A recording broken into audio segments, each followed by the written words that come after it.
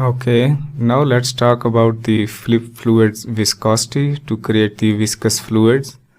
So let's create a geometry node and dive inside, and in here let's add a sphere. Okay, so this is the sphere that we are going to use for the emission. So let's move the sphere up, let's change the center. Okay, and in here let's add a trace geometry shader ball. Okay, so let's use this geometry as a collider. So here onto the uniform scale, let's set the scaling of the shader ball to 3, and let's set the display flag to the sphere node, and let's template the shader ball. Okay, and we need to change the center of our emitter, and let's move the sphere up. Okay, and after that, here onto the sphere, let's add a flip dop source node, and let's connect this. And here onto the flip dop source, we have the particle separation, so we will link this with the flip object particle separation. Okay, so in here let's add a dop network. Let's connect the dop network, and let's connect this one to the first input, collider to the second input, and let's dive inside, and in here let's add a flip object and a flip solver,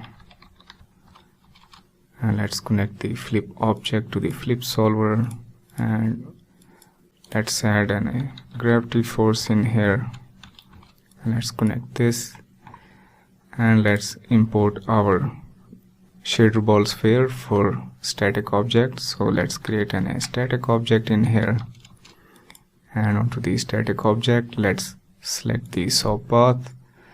So from here select the shader ball. Okay, and now let's add a merge node, and let's connect this and the static object, and into let's organize the static object. Okay, and here we have the effector relationship, left affect the rights. Okay, so here onto the flip object, let's remove this initial default fluid. So let's remove this saw path, and let's import our source with the volume source node.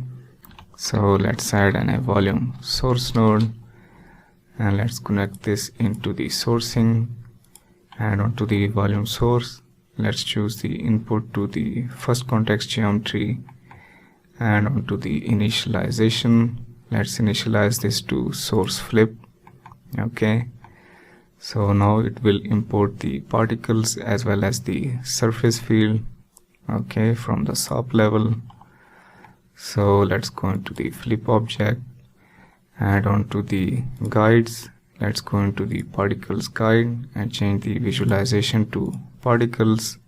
Okay, and now let's link this particle separation. So let's copy this parameter, and onto the flip source node let's paste this into the particle separation. So paste relative reference. Okay, and now let's dive inside and hit play. Okay, so we have a very big domain. So let's go into the flip solver and onto the volume motion. So here we have the flip domain. So first let's change the color of the guide, and let's change the box size. Let's change the size to 10 by 10 by 10. Okay, and let's see, and let's move the box center up. Okay, so maybe let's change this to 6, and let's add this 3. Okay, so now it is perfectly sitting onto the floor, and now let's hit play and see the result. Okay, so the fluid is cutting off. So let's go into the flip object, and let's enable the close boundaries. Okay, so now our fluid is colliding. So to add the viscosity to these particles, let's go into the physical tab, and here we have the viscosity. So let's increase the viscosity. Let's change this to 100 and let's check. And here, as you can see, we have no effect. So let's go into the flip solver and let's go into the viscosity. So here onto the volume motion and into the viscosity, let's enable the viscosity. Okay, and now let's see the result. Okay, so here, as you can see, the viscosity is working. So let's increase the particles count. So let's go into the flip object and let's lower the particle separation down to 0.05 maybe, and let's check. Okay, so here we have the viscous fluid. So maybe let's increase the viscosity. Let's change this to 1000 and let's see the result. Okay, so now we have a very viscous fluid. Let's keep increasing the viscosity and let's hit play. Okay, so now we have a very stiff fluid. Okay, so let's lower down the viscosity value and let's check again. Okay, and now let's animate our source. So let's go into the geometry level, and after the flip source, let's add a transform in here. Let's connect that, and here onto the transform, let's animate the translation Z. So to animate, let's use the sine function. So in here, let's type the sine, and here onto the sine, let's use the $sign F for the current frame number. Okay, and now let's see the result. Okay, so now we have a very low frequency sine wave. So let's multiply by this by 3 to increase the frequency of the sine wave, and let's check. Okay, and let's also enable the real-time playback and let's see the result. So maybe let's increase this to 4. Let's add a 4 in the multiplier and let's check.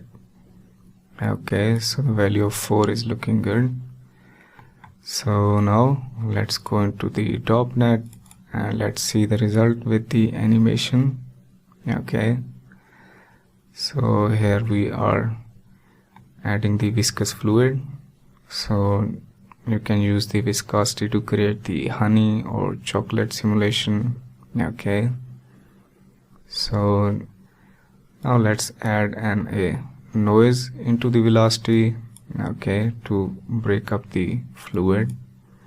So let's go back, and after the flip source, let's add a point velocity node. Let's use the point velocity and let's connect that. And onto the initialization, let's change this to value and let's give him a -1 value in the y-axis, and let's also add the curl noise, and let's also increase the scale. Maybe let's increase the scale to 3, and let's dive inside and let's see the result. Okay, so now we have some breakups due to the velocities of these particles. Okay, and so let's increase the particle separation to create a more higher sim. So let's increase the particle separation to 0.01 and let's check. Okay, so when we change this to 0.01, we have a lot more particles and simulation is too slow. So maybe let's change the particle separation. Let's change this to 0.02 and check. So let's change this to 0.02. and now let's see the result. Okay, so value of 0.02 is working good, so we have a nice speed. Okay, and we have enough detail. So if you want to add more noise detail, you can always use these particles velocities, particles forces. Okay, so in here let's go into the point velocity. Maybe let's lower down the scale and let's check. Okay, so now the scale is looking good. So after that, in here let's add a pop force node. Let's add the pop force and connect this into the particle velocity, and in here let's increase the amplitude. Let's change this to 3 and let's view the results.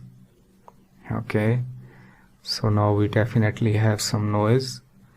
So here we have the very viscous fluid. Let's simulate this fluid for a couple of frames. Okay, and okay, so the 62 frames has been simulated. So let's see the result. So let's hit play.